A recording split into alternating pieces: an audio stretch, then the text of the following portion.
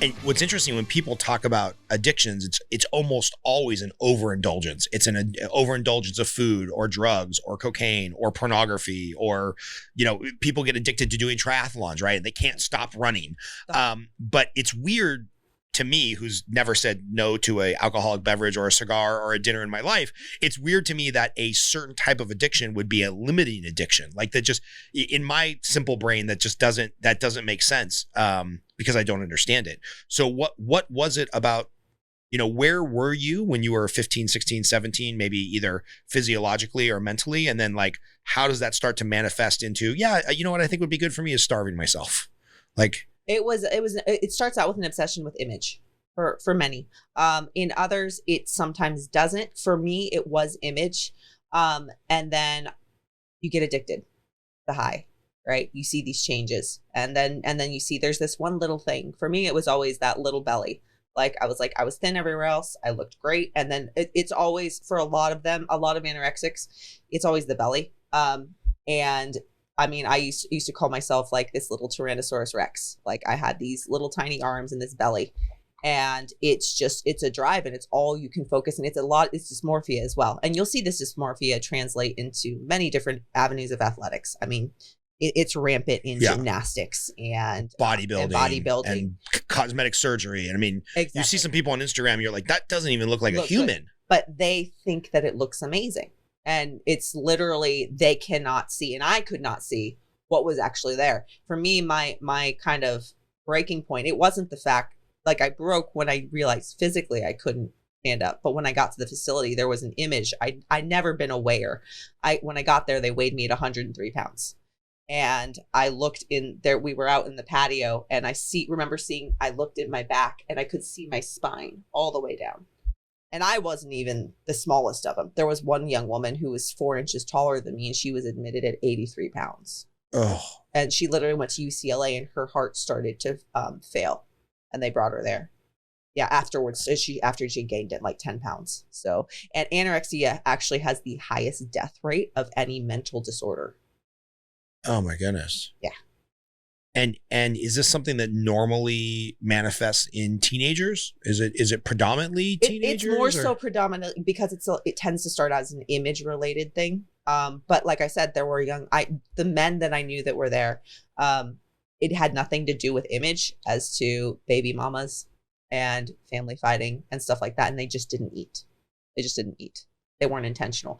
I was somewhat intentional. I was educated, and I was just like, as sadistic as it sounds, normally speaking, a lot of people, you have the risk of cardiac arrest because you're not giving your body enough of fuel and electrolytes and things like that. Yeah, that's really, really huge. But I limited myself pretty strategically, whereas a lot of them eat candy and cupcakes or nothing at all. And so then their bones start to break, and then they start to break down, and they get admitted to the hospital for cardiac arrest and things like that. So heartbreaking. And so, you check yourself in, you check yourself out.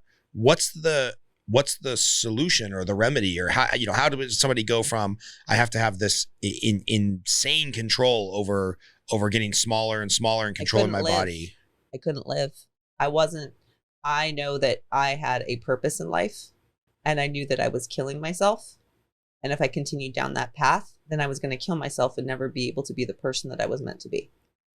Yeah. But in the throes of addiction, people usually don't have that moment of clarity, right? Like I have some friends who have been addicted to just about every drug under the sun.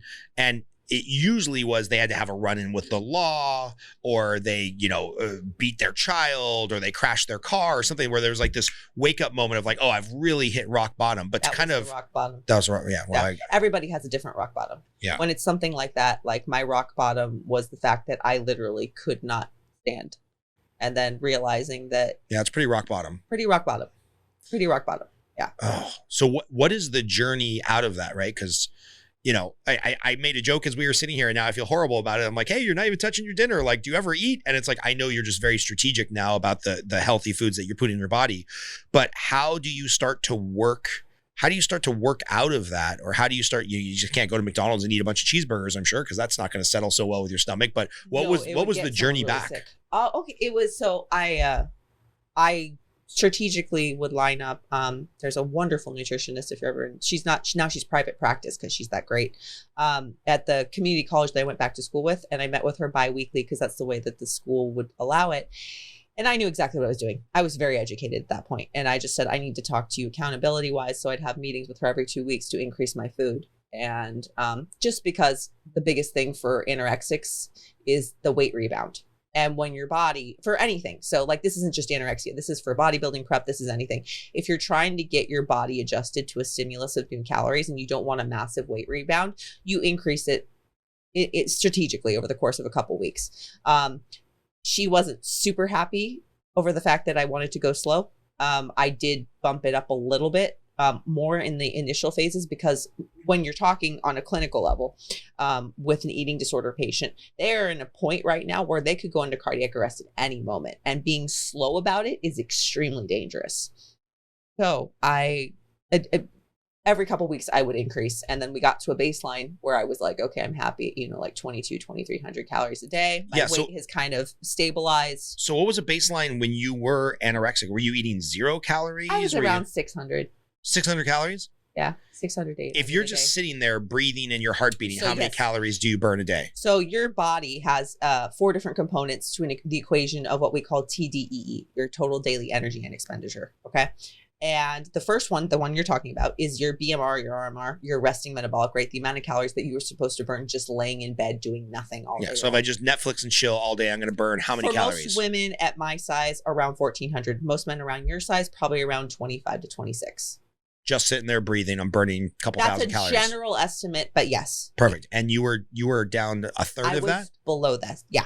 I was around about a third of that. I mean, at some point, are you not even like I'm guessing you're not even feeding yourself enough nutrients, like your kidneys, your brain, all that stuff starts eating itself, right? Correct. Your hair, your skin, your nails, all those different things start to shut down. This also happens with chronic dieters as well.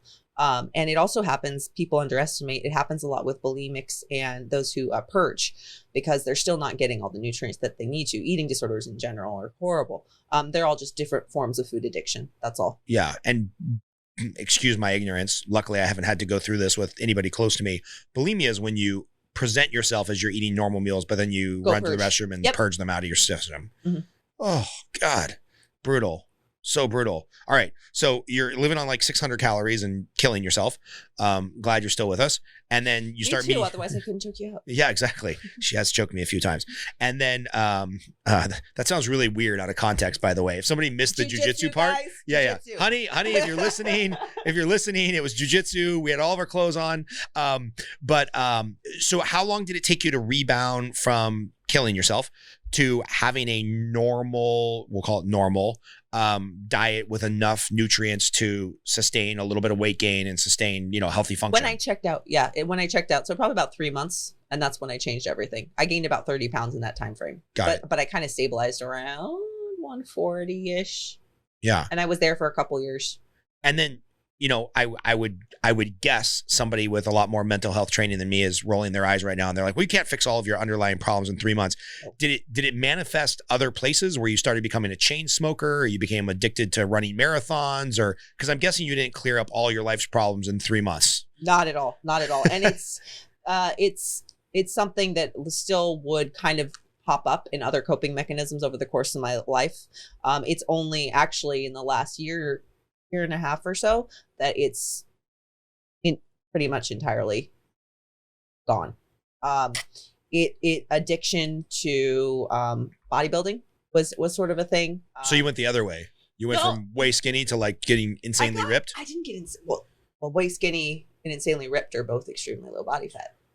Oh. Still styles of deprivation. Different sides of the same coin. Yeah, huh? Exactly. But that's also why I got out of it. Was I did that for about 2.5 years. I did 3 competitions.